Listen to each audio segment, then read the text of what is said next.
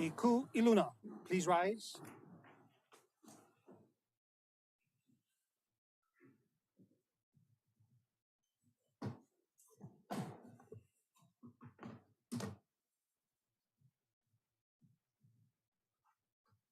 Auhea o ko e ko ka aha, inahe kuiana imua o kea aha o kolo kolo ki ike hano hano o ka moku aina o Hawaii.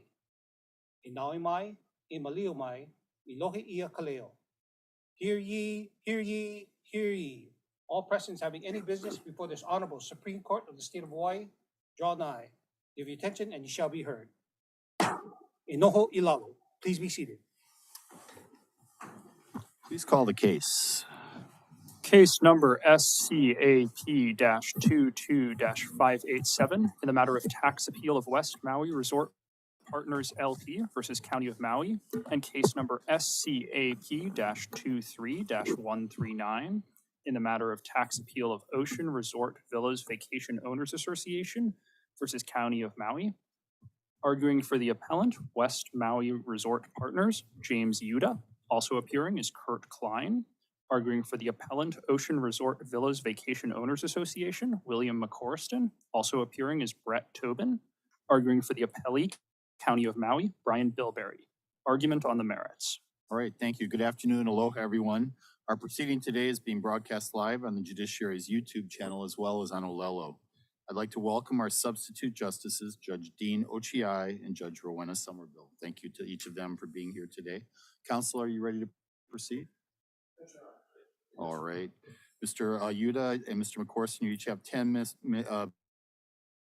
minutes for your opening remarks, and then Mr. Yuda will give the rebuttal for 10 minutes, and Mr. Bilberry, you have 30 minutes for your argument. We'll give you a warning with 10 minutes to go. Please proceed.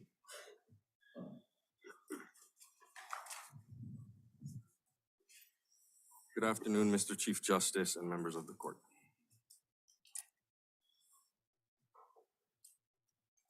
The timeshares do not move. Real property does not move. And the timeshares have never, not one single time, ever ventured out into the surrounding community. Only the people using the timeshares go out into the surrounding community. But it is precisely the people who go out into the community surrounding the timeshares that the county wants to tax. We know this to be the case because the county tells us so. Committee Report 0563 says, in 2004, the council established the timeshare classification to address the need for owners and occupants of timeshare units to pay a more equitable share of taxes for county services they utilize and the economic impact they place on the surrounding community. Again, the timeshares don't move, and what Committee Report 0563 is describing is not a tax on the real property. What it's describing is exactly what a transient accommodations tax is. In Travelocity.com, this court told us, defined what a transient accommodations tax is. And from this point on, I'll be using the acronym TAT, T-A-T. So in Travelocity, this court defined the TAT as not a tax on the hotels, but instead is a mechanism to tax visitors by assessing the cost of their hotel room to correlate to costs associated with visitor use of infrastructure and county services. And that's exactly what Committee Report 0563 tells us that the county was trying to accomplish. Now, Committee Report 0563 tells us a great deal. But what tells us even more is Committee Report 04-187. 04-187 preceded Ordinance 3227 in 2004. And Ordinance 0563 came a year after. It was subsequent legislative history that confirms what the county was trying to do in 2004.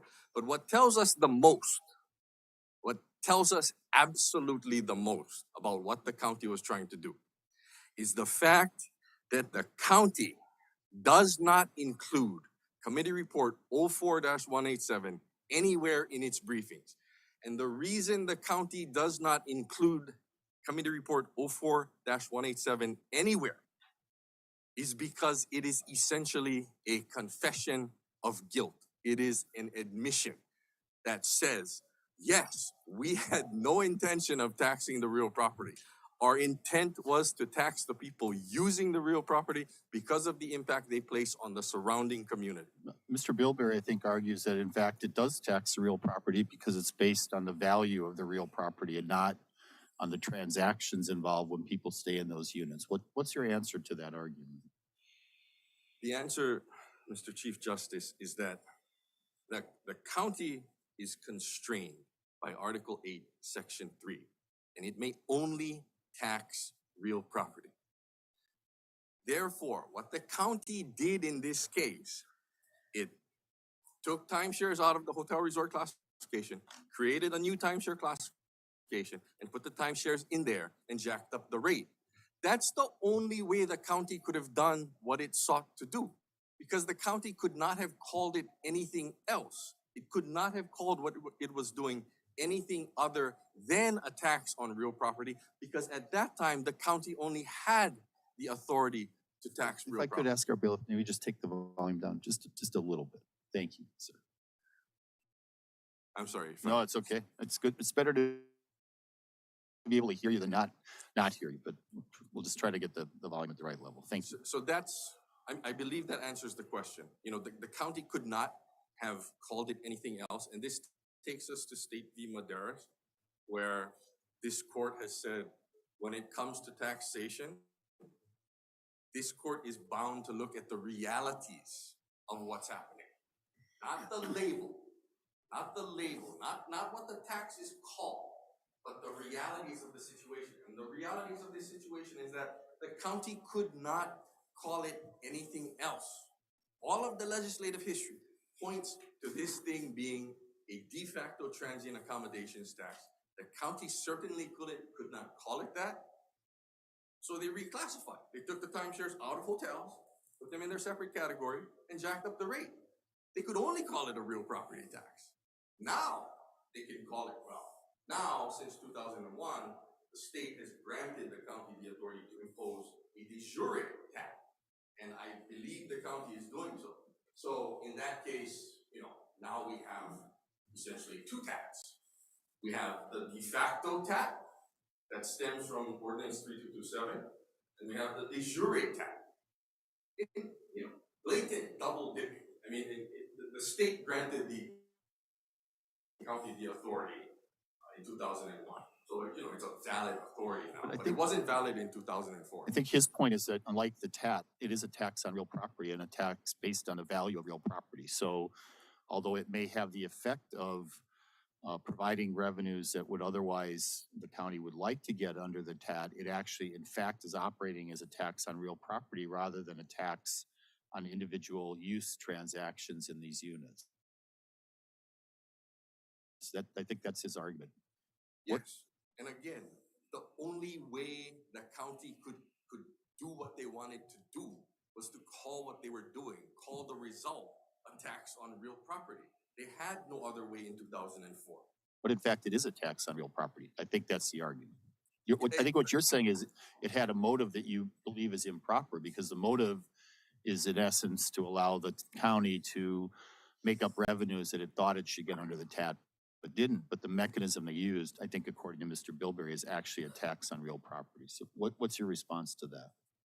My response is that Well, what I just said, and according to State v. Maderas, we have to look at the realities, and I think the realities in this case consist of what preceded the reclassification and the legislative history that attends to all of this. But it's a defect. It says timeshare, classification, real property. But when we apply State v. Maderas, when we look at the whole picture, what really happened and what was the county trying to accomplish? When we view this through the constitutionally mandated lenses of reality, which is what State v. Maderas says, it doesn't matter that it's called a tax on real property, and Mr. Bilberry is going to obviously say it's a tax on real property. It amounts to a de facto tax. And the evidence, the facts that we have in this record do more than suggest that. And there's no evidence to the contrary, except the assertions that are made after the fact. And with regard to that, Comments in the legislative history about impacts on the community, about not having adequate numbers of hotel rooms on the west side of Maui, concerns that there are economic impacts by having units move from resort to timeshare. Is your view that those kinds of policy considerations are illegitimate purposes for establishing this classification? the answer to that question is no. However, the expansion on that is that on the record before this court, that the predominant and overriding factor as to why the county reclassified in 2004 is because it was dissatisfied with the state's TAP formulas, differing TAP formulas for hotel rooms, hotel units, and for timeshare units. Now, because that is the predominant and overriding factor on this record, we have guidance from the Supreme Court of the United States in Johnson v. Miller, which was that case about racial gerrymandering in Georgia, and it's included in our reply brief. And the Supreme Court said, on the record before the district court, where the county made various concessions and admissions, and it practically stipulated that the facts were, the reasons for the way the district was drawn was unconstitutional, then the predominant and overriding factor there in Johnson v. Miller is very much the same as it is here. The county has proffered various reasons as to why it reclassified, because it's attempting to say, hey, look, we have all of these reasons, rational basis test. As long as it makes some sense, we're good. But that's not the case, because the predominant reason was to exceed Article 8, Section 3, because their predominant reason was to impose this de facto cap. That's the overriding factor driving what they did. And because of that, we go to Hasegawa v. Maui Pineapple Company, which very, very clearly says, if the legislature's motivation, I'll finish, is unconstitutional, then heightened scrutiny applies. That's my 10 minutes. Okay, any further thoughts at this point, or shall we move on to Mr. McCorsta? I want to give you a chance to wrap up if there's anything else you wanted to say. There's a lot. I understand. Well, I guess we'll be hearing from you in 10 minutes, so in 20 minutes, 30 minutes, we'll hear from Mr. McCorsta. Thank you. Thank you, sir. Yeah, and could you please put the clock up where we can see it? Thank you.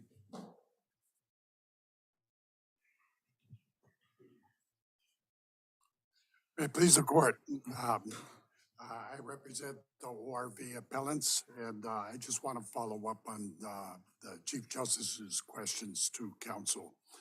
I think when you look at preemption law is the answer, because as Mr. Yuta stated, that when you look at the committee reports of the Budget and Finance Committee for the County of Maui as to why the timeshare classification was enacted in the first place, has nothing to do with real property use. It all has to do with, this is an admission and why it's not in the county's papers. It all has to do with the fact that they don't believe that they're getting a fair share of the tax, state tax on impacts to county properties and services.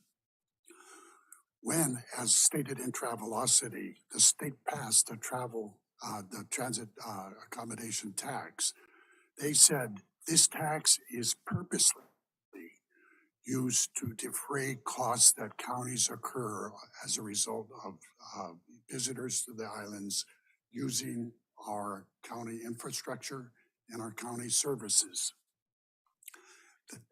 That they said, we considered who to place this tax on. We considered whether we should put it on hotels and timeshare owners and have them defray it, but we choose not to because we want to encourage the tourism industry. We do not want to detract from their bottom line. So we make a conscious legislative decision that we do not want to burden timeshare owners, hotel owners on that. We want to put that burden on the visitor who is actually using the services of the county. And this was recognized by Council Member Johnson when in the Budget and Finance Committee reports that formed the timeshare classification. Says, look, we're not going to go through the front door and go to the legislature and say, hey, we're not getting enough revenues pursuant to your allocations because hotels are paying more than timeshares in the TAT allocations. What we're going to do is we're going to not go through the front door and get a legislative release from the state. We're going to do it ourselves. And we're going to do it under the guise of real property tax. So the motivation, a primary motivation, which you look at in Hasegawa and stuff, is very clear. It amounts to a confession. What we're doing is we're modifying the state policy in the TAT. We're doing something they specifically rejected when they did the whole scope of taxation with regard to visitor impacts on county facilities. What we want to do is you say, okay, we're going to do exactly what they said they don't want to do. We're going to put the tax burden on the hotel owners and the timeshare owners to make up the difference in what we perceive as an unfair allocation to the county of Maui of timeshare owners vis-a-vis hotel owners. Under the Constitution, the county of Maui has the authority to tax real property. That right is explicitly reserved to the county. So doesn't the county have authority of its own to use in taxing real property? And as long as that authority is used in a manner that doesn't constitute invidious discrimination or use otherwise suspect means, it can use its tax system for purposes that may have the effect of adding to its revenues, but not do so in a way that's inconsistent with the TAT. Is that, I think, again, is what we're going to hear from Mr. Bilberry. So ask for your thoughts. Because under the preemption doctrine, you're disturbing exactly the state regulations regarding that subject matter. They have made the allocation. They have considered whether or not hotel owners or timeshare owners should bear that tax and how they should bear it. The county can't do indirectly what it can't do directly. So they can't put a tax on users through the owners, exactly what the state did not want to happen. So under the preemption doctrine, that they cannot call a de facto user tax a real property tax. The court has to look at the motivation behind it. The motivation is found clearly within the minutes establishing the timeshare classification in 2004. The county doesn't cite anything in that in the Budget and Finance Committee reports with regard to the establishment of the timeshares. But what they do is they say, okay, in 2005, we have to establish rates on this new timeshare classification we created, and their citations in their briefs have to do with the 2005 Budget and Finance Committee minutes having to do not with the creation of the classification, but with what taxation rate. And I think those are not at all cognizable as far as legislative intent and the preemption argument, but they are very dispositive in what the budget of finance director says about establishing a tax and whether the establishment of the tax rate itself was arbitrary and capricious. Mr. Young, who is the head of the finance department, says, okay, I've been tasked by you as council members to do this study on what the difference in hotel tax should be under TAP between the hotels and timeshares. I got to make a calculation so you can establish a rate for this newly created timeshare category. He did the calculation trying to reach a bogey of $16. He came back after making that calculation and said, oh my goodness, I did it all wrong. I was using state revenues rather than revenues directed to the county. So my figures on the $16 were all wrong. And then the council members asked him, well, what should they be? And he says, well, as a guesstimate, probably between $5 something and $10 something, but I have no empirical studies to justify any numbers. And then I think it was Councilmember Connie who said that, hey, how can we establish a rate without any empirical or factual basis for it? It would be arbitrary and capricious to establish a rate. They said, well, we're going to do it anyway. We're going to establish it not at $16, but at $14, and that's what they did. So the rate itself is arbitrary and capricious. Can I ask this? It's sort of a follow-up to the Chief Justice's question to Mr. Yuta, and it relates to the fact that this tax is based on real property and the assessed property value. It's not a tax on visitors. It's not a tax on travelers. Aside from the improper purpose argument, what's wrong with that under Article 8, Section 3? So if you look at the county code, as discussed in the Garden case, on the timeshare classification and the hotel resort classification is based upon actual use or use. There's nothing that changed that. It's not supposed to be based upon tourism impacts on county services. That's a state thing, and even the county council recognized that in the paper in their legislative history. But what you can do it on the basis of use, but they're not doing it on the basis of actual best use of property. That's not the valuation that they're basing it on. Otherwise, it would be the same. They created a special timeshare classification so that they could concoct a tax, which is a de facto tax on TAP rather than a real property tax. There's no difference in use. Garden says there's no difference in use. The case law that follows Garden says there's no difference in use between hotel resort and timeshares. Absolutely none. There's nothing in any of the Budget and Finance Committee meetings that identify any differences in uses. The only discussion is impacts upon visitors on county services, which is exactly the field occupied by the state tax statutes, which preempts that. Is there anything in the Maui Code that says that use is the sole criterion to determine classification and rate? Justice Edens, I apologize. I lost my hearing aid. Oh, okay. and So I think I'll increase my Yuta volume here. My bad. I guess I'm just wondering if there's anything in the Maui Code that limits the criterion to only use, or can they consider other matters and other things? Section A of the ordinance does. Section A of the ordinance says it shall be based upon use, highest and best use or use.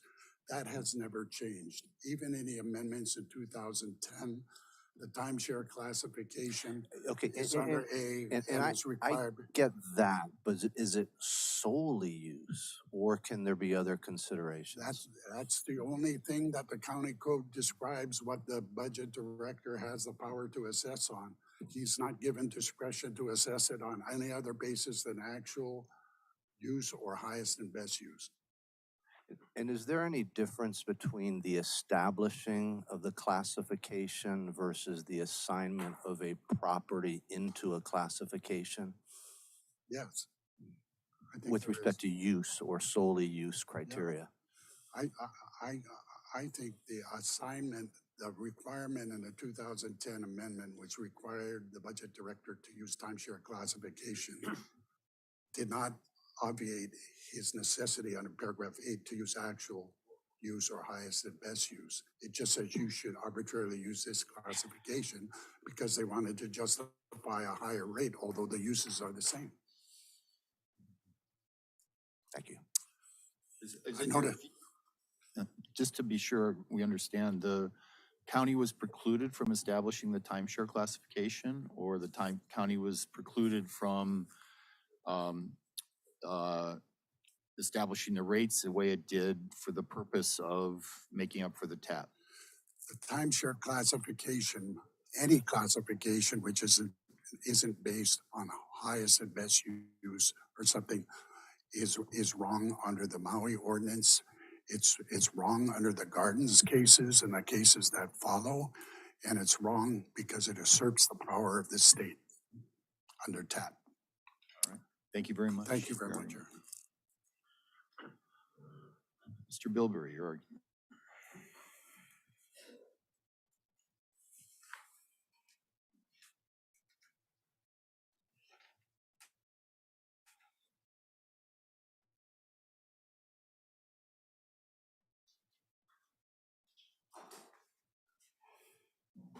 Good afternoon, Your Honors.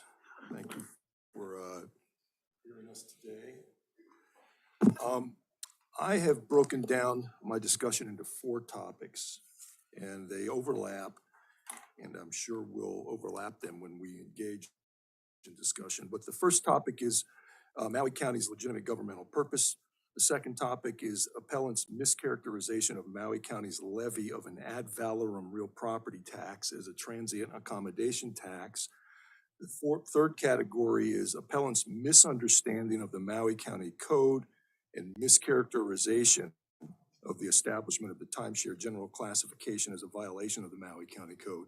And the last topic I put, these are like 4 buckets I'm putting all of the issues in, is the identification and consideration of characteristics, use, and impacts of timeshares as distinguished from hotels, which was recognized by both the Maui County Council and the Tax Appeal Court.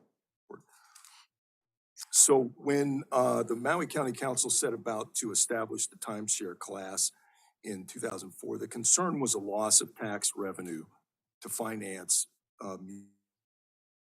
municipal public services and maintain infrastructural improvements that the county has to maintain. They did see, as the Chief Justice noted, a number of impacts that timeshares were having on the economy and on the visitor industry, and they went about trying to mitigate against those impacts, which is a perfectly permissible use for the real property tax. They wanted to set an equitable rate that would ensure timeshares were paying an equitable amount and a fair share of taxes for their use of municipal services and to defray the increasing impacts that timeshares were having on the community. The Tax Appeal Court found that that was a perfectly rational basis for this legislation creating the classification. And I'll quote, the Tax Appeal Court found the claimed rational basis by the county is that owners and occupants of properties should pay their equitable share of the taxes. He said the court finds that this is a legitimate rational basis to sustain this classification. And then the Tax Appeal Court found that there were at least 4 concerns expressed by the council when it created the classification. And the number one, the first consideration he found that the Maui County Council recognized is that the units at these resorts are subject to a timeshare plan. That distinguishes these timeshare properties from any other properties on Maui in terms of a class of property. He noted that there were increased construction of timeshare units. He noted that the council also recognized an increased conversion of hotel units to timeshares And then he finally pointed out that the increased burden that timeshares were having on the county infrastructure, and the county's concerned that timeshares were not bearing their fair share of taxes to defray those impacts. Mr. Bilberry and Mr. Udan and Mr. McCorston both cited passages from the legislative history where council members expressed frustration at the level of revenue provided by the TAT and suggests that shows that the true motivation here for this classification and the rate increase was in essence to make up for TAT revenues that the county thought it should have been getting but wasn't, and that's an improper backdooring of the state's directive that the TAT should have certain, collect a certain amount of money from certain people for certain reasons, and that was an assessment that was made that preempts the county from doing what it did. What's your response to that? Yeah. My first remark to that response is that's a mischaracterization of what the discussion and reflection was on the TAT. The discussion and the comparison and consideration of the difference in formulas and metrics for the collection of transient accommodation taxes between hotels and timeshares did not go beyond the council's determination that timeshares were not paying their fair share for county services and to defray the infrastructural impacts that the increased use of and construction of timeshares was having. There was nothing in the record that said we want to recover some balance of TAT that we're not getting. All they said was because we have our hotels converting to timeshares and we have this burgeoning timeshare industry, that they're not paying the same amount of transient accommodation tax as our hotels are, there's a loss of revenue there. And it's going to affect not just Maui County, but all counties. Because the TAT gets put into a bucket that the state keeps, and then they dole out percentages of it to each county. So it wasn't an attempt to make up lost TAT. It was an attempt to make sure timeshares were paying their fair share for the increasing impacts they were having on county infrastructure. But the frustration was that the state had set a relatively, in their view, or a relatively low rate of TAT assessment on timeshares, right? It's like half of the daily maintenance fee, and I believe that's a relatively modest amount compared to 7% of the gross revenues of the units. So there's frustration with what the state had done. Can that frustration be addressed through the mechanism of this tax? I'm sorry, I'm not clear I understand the question. Is it an illegitimate purpose for the tax that the council members said, we're not getting our fair share because the state set the TAT too low on timeshare, so we're gonna go and we're gonna establish a timeshare categorization and we're going to put it at a higher rate? Yeah, but that's not what they said. Okay. In reality, that's not what they said. They said they looked at that metric in order to determine that there was going to be a loss of revenue. That was the comparison as to the TAT paid by hotels and the TAT paid by timeshares. And they saw the loss of revenue that was going to be occurring because of the increasing proliferation of timeshares rather than the construction of hotels. It wasn't that we're not getting a fair share of the TAT, so we're going to stick the timeshares with it. No, that's not at all what they were doing. And as a matter of fact, there's a discussion, and I've cited it on page 5 of our answering brief, where there's a specific exchange between one of the council members and Mr. Young, who was tasked with coming up with a proposed rate, and he's expressly stated that the TAT has nothing to do with the rate that we've decided to propose to you.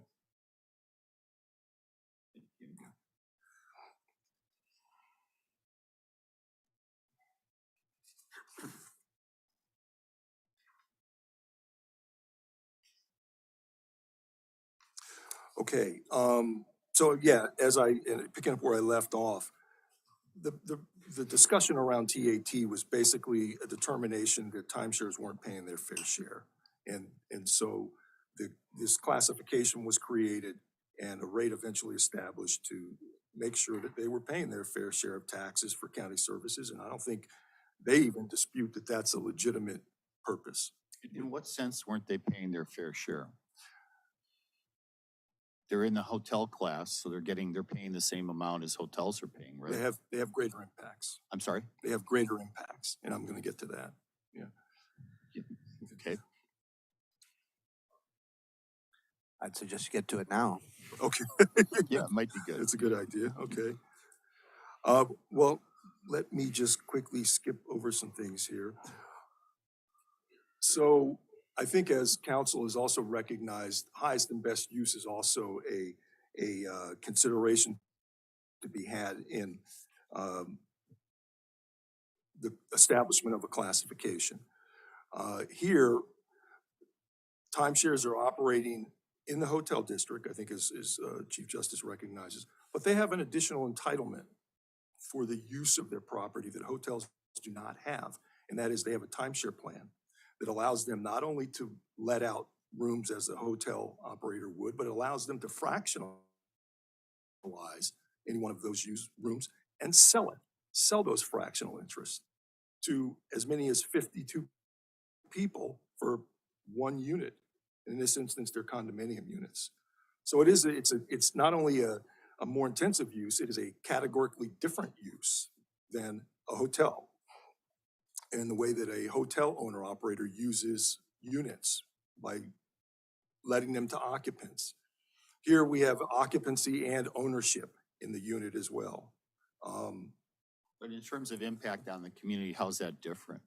How Well, is it from the people no, who fair live down the road or Yeah. the people who use the parks near these places? How is it different? Fair enough. Assuming all things are equal, and I don't concede that, the concern is that they're not paying a fair share as the hotel operators. And that's assuming all things being equal. Because they're not paying the same amount of transient accommodation tax, which is not to say the council was trying to make up transient accommodation tax. Again, it's just a recognition that they're not paying the same amount of taxes into the system to support our, to defray our infrastructural costs and the services we provide. And hotels converting to timeshares are now escaping the taxes that are being put into that transient accommodation bucket to defray those costs and paying less into that pot. And again, that's not the council saying we're concerned because we're not getting our fair share. That's not the council saying we're trying to make up the difference between what timeshares pay in transient accommodation tax and what hotels pay. It's purely a recognition that they're not paying as much and not their fair share.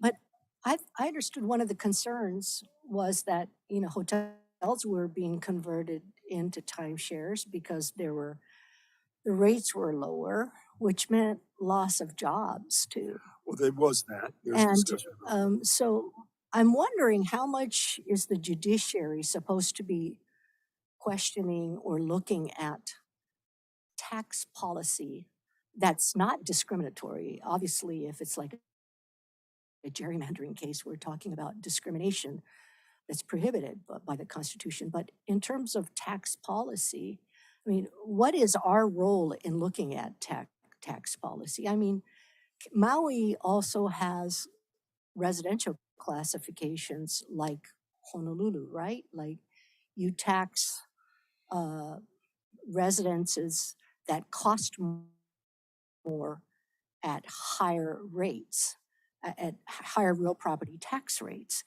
And I understood the tax policy behind those is to try to discourage speculation and discourage those are for non-owner occupied properties. We want people to be living in the houses that they buy. So if you're not going to live there, you're going to pay and if you buy an expensive house, you're going to pay a lot more in real property tax. So think twice before you buy these homes that you're not going to use. But, those are issues of tax policy. And I'm just wondering, what is our role? What is the judiciary's role? What standard are we supposed to be using when we review tax policy?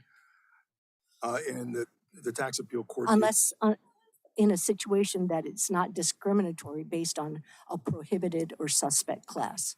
I just find that a legitimate policy exists and that it's not arbitrary and capricious in this instance. So it's a rational basis. Yeah. And well, before determining the rational basis, there needs to be a determination of a legitimate policy and a legitimate basis for the legislation. And here I began with discussion about what the tax appeal court found in that regard.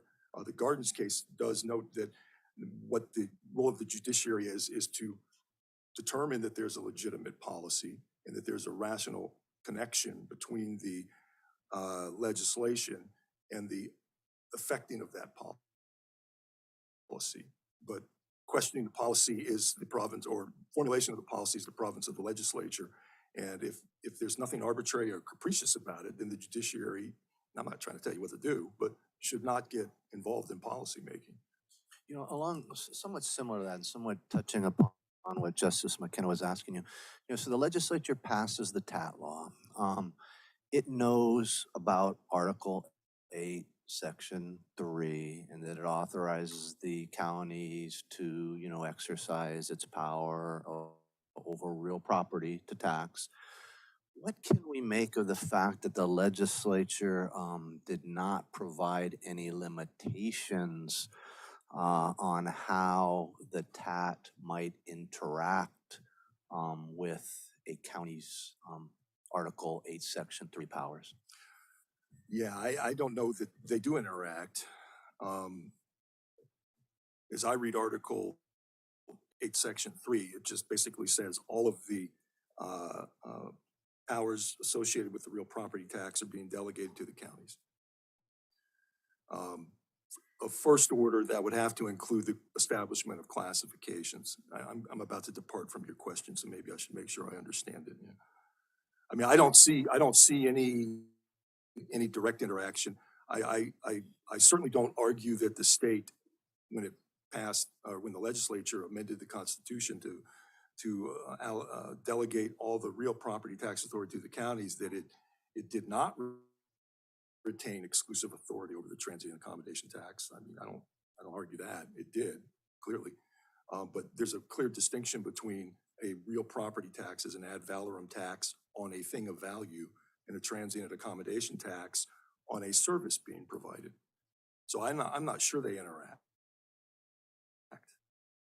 Which tax years are at issue here?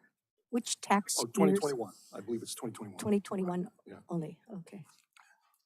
Has the county followed up on the legislative change allowing for counties to now impose a TAT surcharge? I think that was a I 2021 believe there law. has been legislation. I think it's a relatively low percentage, maybe like 3-point-something%. Don't quote me on that. Right. Yeah, I But don't know what that as is. far as you know, that's clearly not at issue here. It is not. It is not. In the county's view, to what extent should we be looking at the legislative history? And if so, what standard should we apply to determine what the real intent of the council was? You know, there's sort of, there's passages quoted to by the petitioners where there seems to be a focus on the TAT and not adequate revenues. There are other passages that talk about community impacts. First of all, should we be looking at and trying to interpret that? And if so, what's the standard we should apply? Yeah. I don't know that the motivations of the members are in question here, because there's no suspect classification that's being considered.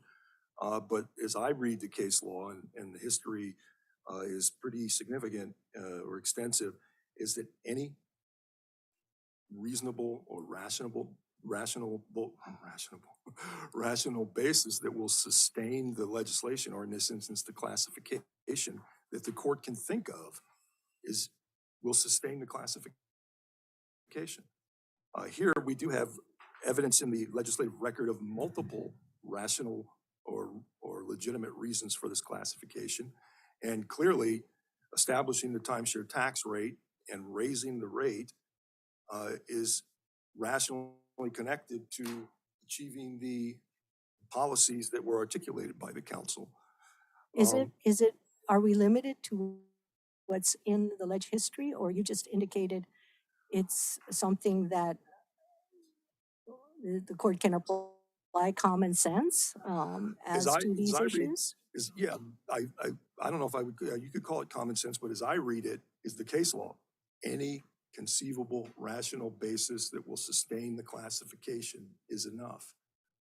Now, in this instance, we had the help of the council that provided plenty of rational reasons for this classification.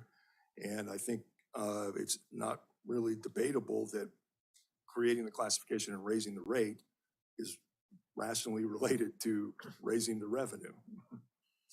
What about the argument that the legislature in enacting the TAT either occupied the field or that the actions of the county are inimical or contradict and therefore are actually preempted because of conflict preemption, or that the field has been preempted by the TAT? Yeah.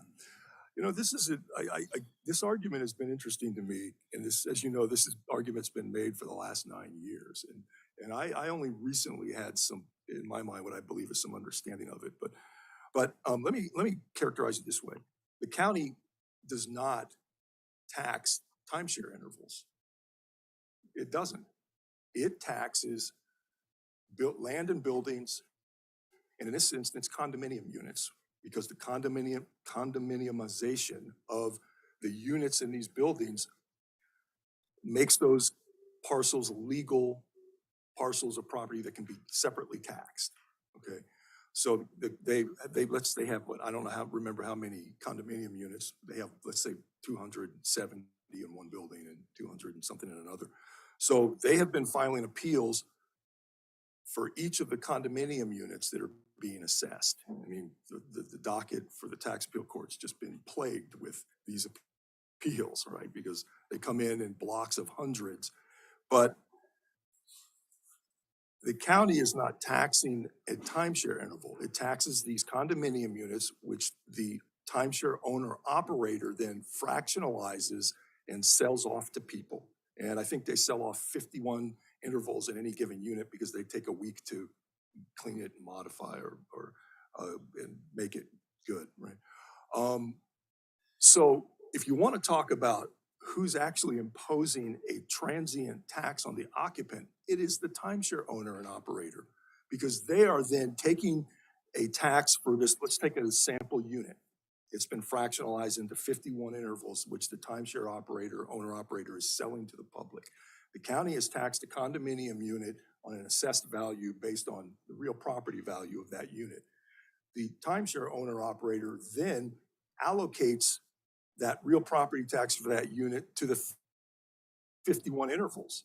So if there's a transient accommodation tax being levied on the owner of those intervals, it's the timeshares that are doing it, not Maui County. Mr. Bilberry, how do you classify a building that has some timeshare, some hotel, but ownership is unified in one entity? That's a good question. They're mixed use. They're called mixed use. As I understand it, these timeshare owner-operators may let out units or intervals as hotel rooms that are not being utilized by an owner for a particular interval, or maybe haven't been sold. But in terms of how Maui County would classify them for real property tax purposes, they're timeshares because they're entitled to do it. What under if 514? it's 40% timeshare, 60% hotel usage? What is it classified then? It's timeshare. And the reason is because they have been given an entitlement under HRS 514E to operate any of those units as a timeshare, regardless of how many they're using as a timeshare. They can use any of those units as a timeshare. Highest and best use of that particular mixed use building is timeshare. So that's their discretion as to how much they want to rent out as hotel, how much they want to sell off as timeshare. But the bottom line is they're entitled to operate all of those units as a timeshare, which is a use that a hotel owner operator is not allowed to do.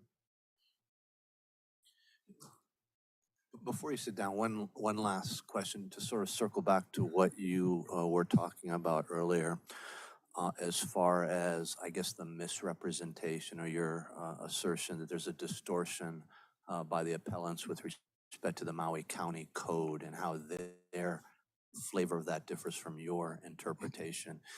Can you explain a little bit more about it? And I see it's some of your briefing, but I'd like to hear it from you. On the TAT, On your position that they have suggested that the Maui Code has been violated along with Article 8, Section 3. Oh. Focusing on the Maui Code. yeah, great. And you had said that they're Right. take. Yeah, thank you. The Maui County Code doesn't even apply, and I think you might have suggested this, it doesn't even apply to the creation and establishment of general classifications for real property. The Maui County Code it prescribes the administrative function of the Real Property Assessment Division of the Department of Finance of Maui County in what they can consider in assigning parcels of real property to the general classifications. The general classifications and the establishment of those general classifications are a constitutional delegation. And they have to be because the Constitution says all functions, powers, and duties related to the taxation of real property shall be exercised exclusively by the counties, and the creation of real property classifications in order to differentiate property based on use and ownership would by necessity have to involve the establishment of the classifications. But if you look at the Maui County Code, there's nothing in there that says how you establish a real property classification. Judge Chang said something that I thought was insightful on this particular point. Let me quickly find that. So you think your position is there's a little, they're sort of conflating establishment as for an assignment. Exactly. Okay. Exactly.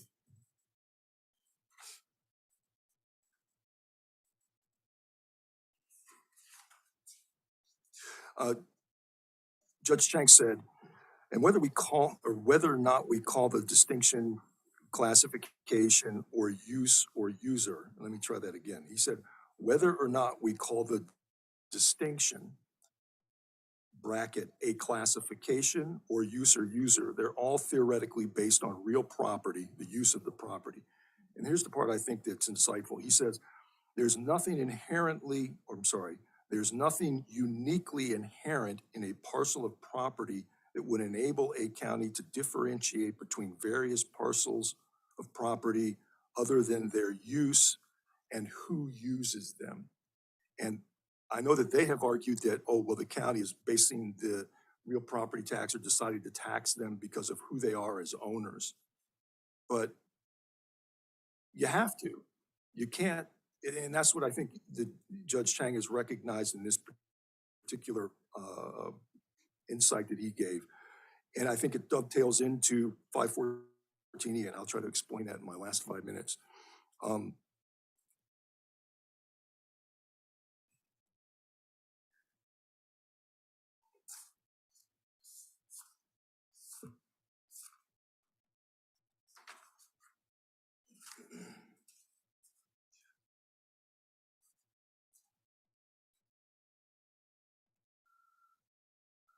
Real property tax is based not only on the use of property, but who is using the property. And in this instance, the owner that's using the property. Transient accommodation tax is a tax imposed on an occupant who is not an owner, right? And Judge Chang and other places in his ruling distinguished between an occupant and an owner. And that's the quote I was looking for.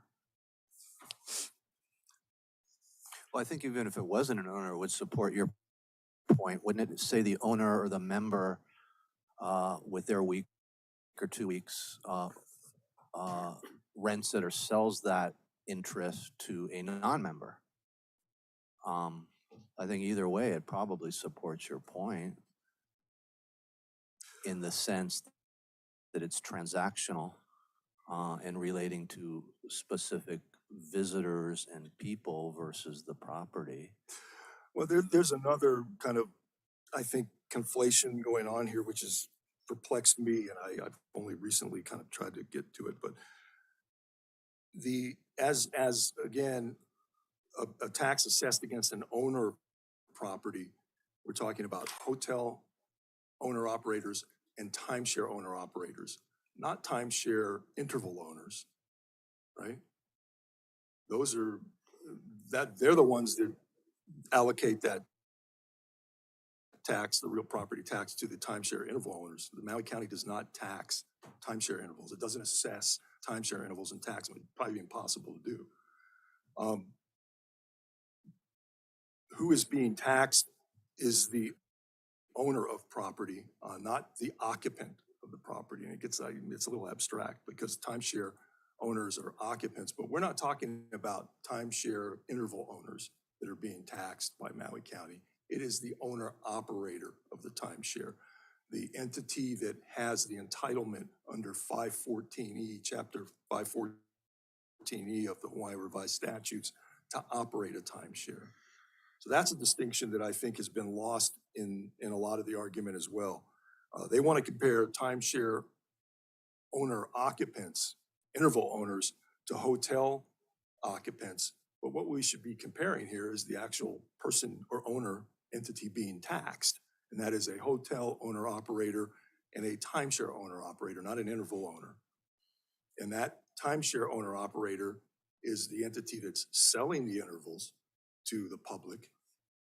And didn't Judge Chang, wasn't that one of the questions he posed to the parties, is who's actually paying this, right? And who was paying it was, well, it was West Maui and Oahu. They're the ones that are resorts. assessed. Right. It's the owner operator that's assessed. And then again, I'm sorry if I interrupted you. No. Yeah. And then they allocate it amongst all of the individual interval owners.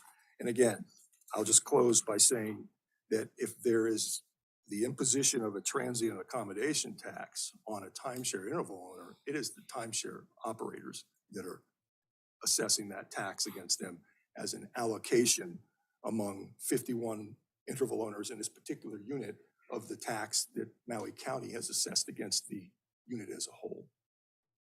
Very well, anything further for the court? Only because I have like 45 seconds left, I feel like I should say yes, but no.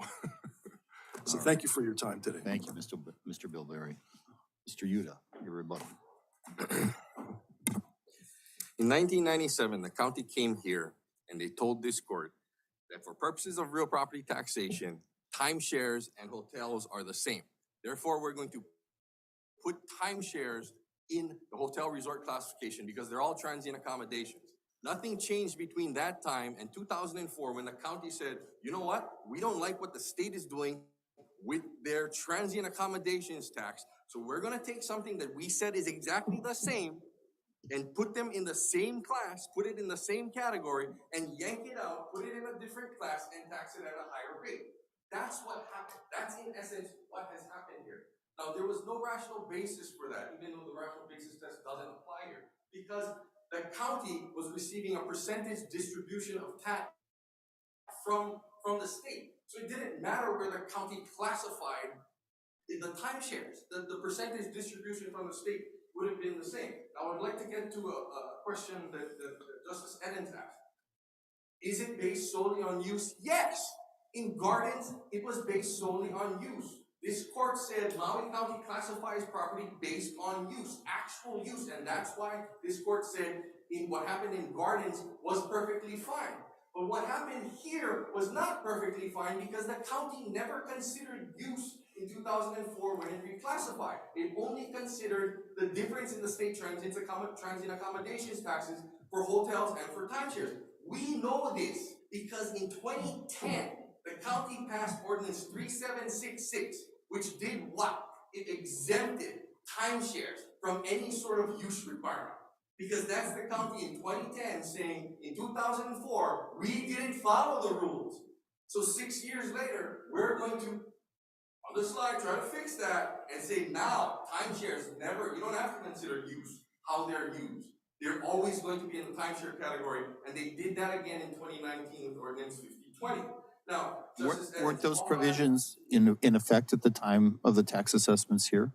So why is 2004 relevant if the issue that you're describing, which is, I guess, the operation of the Maui Code, was changed in 2010? Because it has no retroactive application, and we've addressed that in the briefing. But you're challenging the 2020 and 2021. 2024 classification.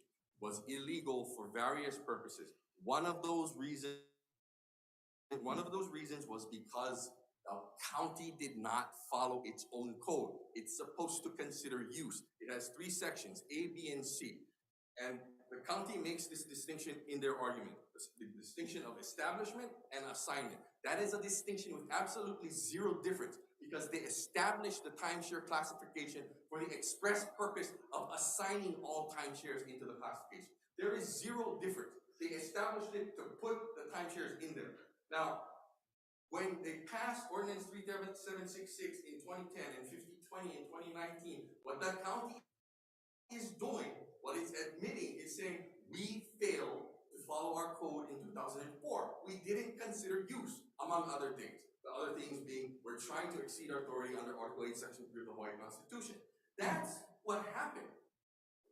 And Chief Justice Rectenwald asked, was the county precluded from creating the classification? The county has to follow its own rules. And it didn't in this case, right? It has its guidelines. And in 2004, it disregarded those guidelines. It neglected its own code, inter alia, among other things. It was also asked,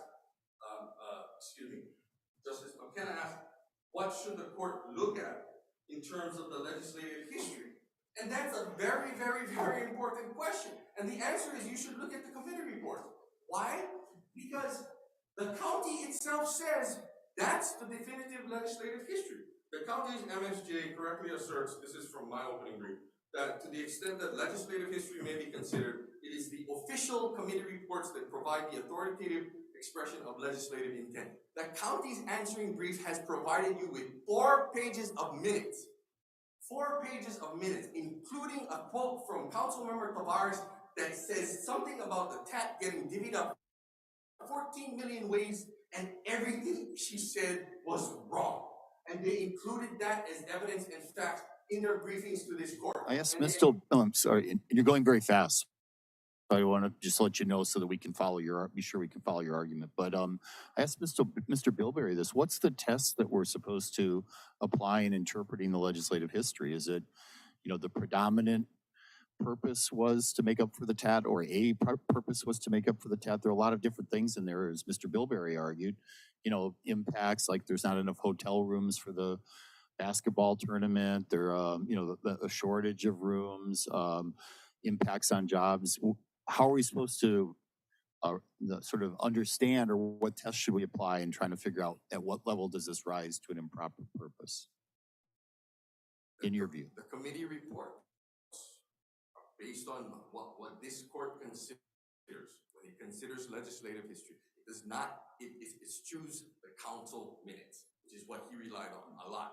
And he completely neglected to include 04187, the definitive legislative history. The definitive legislative history is nowhere in his answering brief. Why? Because it says, we are displeased with the state's TAT. That's where we're going to reclassify timeshares. He completely leaves it out because if that were a criminal case, he would go to jail if he said that. Now, what is the role, Justice McKenna, what's the role in looking at the tax, in looking at tax policy? And the answer to that question is, the court's role is to make sure that the rules are followed. And in this case, the Maui County Code was not followed. The county is exceeding its authority under Article 8, Section 3. And we know that the role is not, with respect to what level of scrutiny. It's not to simply apply the rational basis test. Because Hasegawa v. Maui Pineapple Company says, if it's demonstrated that the legislature's intent is unconstitutional, or their motivation is unconstitutional, then judicial deference is no longer warranted. What is unconstitutional about the Maui County thinking that what they were receiving through the TAT was insufficient to cover the costs to the county of the transient accommodation users? Because they're only supposed to tax real property, and in this case. But the tax is based on the value of the property. But that's the only. It's your client that was taxed on the assessed value of the real property, correct? Yes. And at the time, when the county reclassified, that's all they could do. That's the only way they Isn't could that, do. isn't that what tax policy does, is to impose taxes to take care of, burdens on government so that the government can provide services? I mean, your users are using the road, and to the extent you're arguing that there shouldn't be a difference between the rate between hotels and transit accommodations, can't an argument be made that transit accommodations, timeshare users use the roads more because there's no hotels, there's no restaurants where they're staying, and they're here for longer, so they're more likely to rent a car and drive around the island and use the roads more, that type of thing? But that would be a transient accommodations tax disguised as a tax on real property, which is what happened here. That's what happened. Now, But my question, I want to get you while you're right on that point and ask, help me with this and understand. I want to be sure that I understand your argument. They used, the county used a mechanism which appears on its face to tax real property and the value of real property. I think you're asking us to look behind that and look at the actual motive based on the committee reports. Am I getting it correctly? That the actual motive was one of making up for the TAT, correct? yes. And because that would be an improper motive, because it would be improper because it would be violative of Article 8, Section 3, because at that point, the county's not taxing guests anymore. They're taxing the people that come in and out of the building. They can't do that. Can't do that. But shouldn't we look at what they did as opposed to what they said about what they were doing? In other words, I've asked 3 times now, what's the test? Is it that one person said something at one point in the proceedings, or multiple people said, or the committee report said? Shouldn't we just look at what was actually done and whether that was within or not within their power? The law says when it comes to legislative history, committee reports are the definitive source. And this court has said we eschew passing comments by members on the floor. Now, I know I have 10 seconds. Well, I'll let you wrap up your argument. So I want to be sure you have a fair chance to finish up. So, in Inre Kahe'awa Wind Power, the County of Maui, this court held that we have long recognized that the Hawaii Constitution must be construed with due regard to the intent of the framers, and that the fundamental principle in interpreting a constitutional provision is to give effect to that intent. And of course, this goes directly to what Justice McKenna was asking. What is our role in looking at tax policy? And I think an answer to that question is that, well, because we're dealing with an Article 8, Section 3 issue, your role would have to include looking at what the intent of the framers were. And by framers in this context, we mean the delegates to the 1978 Constitutional Convention. So the question before this court, the fundamental question, to give effect to Article 8, Section 3, which is really what we're talking about. What authority does the county have to tax real property? How far can it go? Can it disguise things as a tax on real property when in reality it's trying to tax something else? We know what the delegates to the 1978 Constitutional Convention would say to these questions because they've already told us. Delegate Suki would say that the intent of the section providing for the exclusive power of real property taxation was not so that the counties could increase their revenue or increase their taxing power. Delegate Crozier would say that he was afraid of a council that might lean one special way, in a way that would advantage select groups while disadvantaging others. That's exactly what happened here.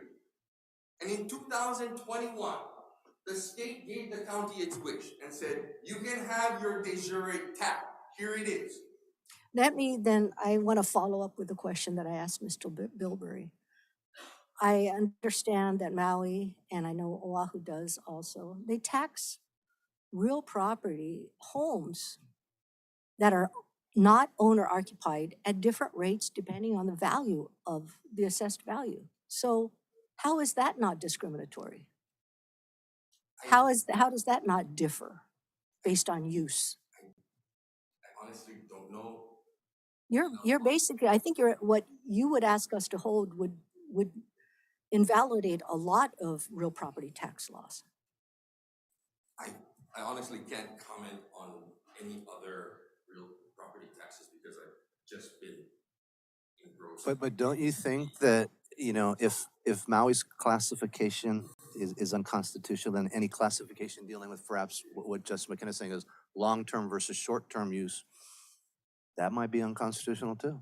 Well, I think that what we're talking about here is the most important thing to consider is that the county only has the power to tax real property. And when the county says it wants to get more tax money But because that, of the impact that the people that go into the surrounding community but, place on county infrastructure, that's exactly a transient accommodations tax. but that's your purpose argument. I mean, it's based on the real property assessment. It's not based on each individual visit or not. You could have perhaps, maybe nobody has any points. What if nobody showed up all year long for a unit in West Maui?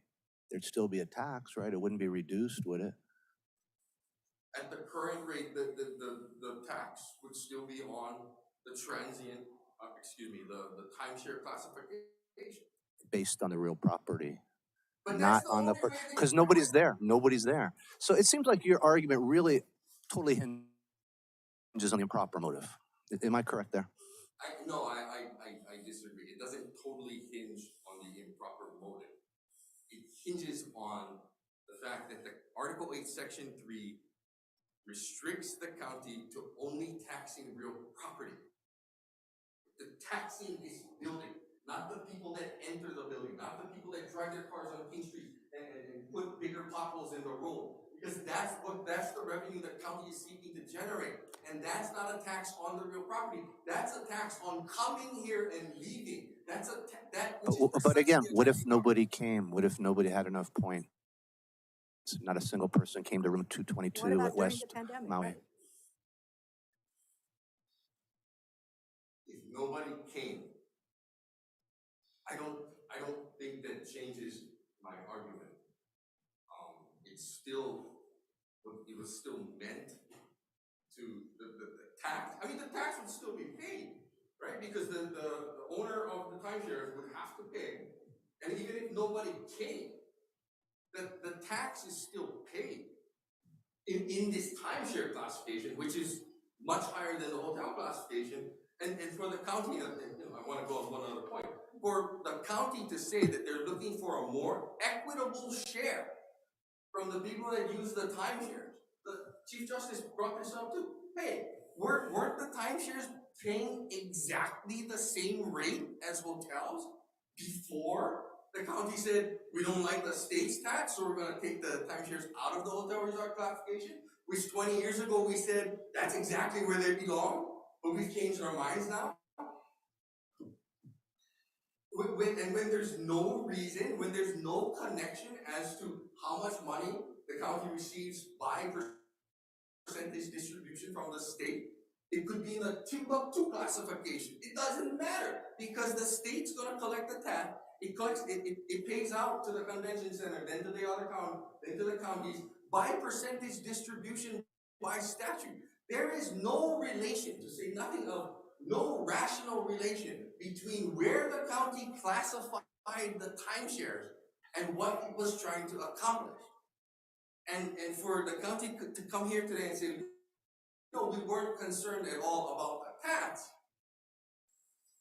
I don't believe that. Mr. Yuta, if you could begin to wrap up, we're about 7 minutes over your rebuttal time. So if you give us your closing thoughts at this point. Well, again, the fundamental question is, what would the 78 delegates say? We know what Delegate Suki would say. You know what Delegate Crozier would say. He would say we're afraid of a council that might lean one special way in a way that would advantage select groups while disadvantaging others, which is exactly what here. what happened here. And Delegate Suki would say, the intent was not of providing the exclusive power of real property taxation was not so that the counties could increase their revenue or increase their taxing powers, which is what is happening here. And there, it's preempted, right? Because the county, when it's taxing people using timeshares, is exercising more authority than the state, because the county is also taxing the real property and the people using it. So when the county got the de jure tax in 2021, Well, let's focus in on this. I do think it's time for you to wrap up. So Okay. the 2021 is kind of, okay, 30 seconds. The Committee of the Whole, 1978 Con Committee of the Whole, would say that the county now has two taxes, one de facto, one de jure, and they would have rejected it because it's adding taxes to people and is therefore unfair. In closing, sir, it's almost as if the 1978 Con delegates were prescient, because everything they said 50 years ago regarding the county's power to tax real property, everything they were concerned about, everything they were afraid of, is exactly what the county has done here. Thank you. very well. Thank you to all our attorneys for your arguments today. The court will take this matter under advisement. I'm so sorry. Oh, Ku Iluna, please rise. no, Mr. McCorston didn't have rebuttal. I think it was only Mr. Yuta today, Okay, correct? thank you. Yeah, Mr. McCorston did not reserve time for rebuttal. Yeah. Thank you. Ua ho'oku'u ia mai ne kea aha ho'okolokolo ki'ike hanohano o Komoku Aina o Hawaii. This Honorable Supreme Court of the State of Hawaii is now adjourned.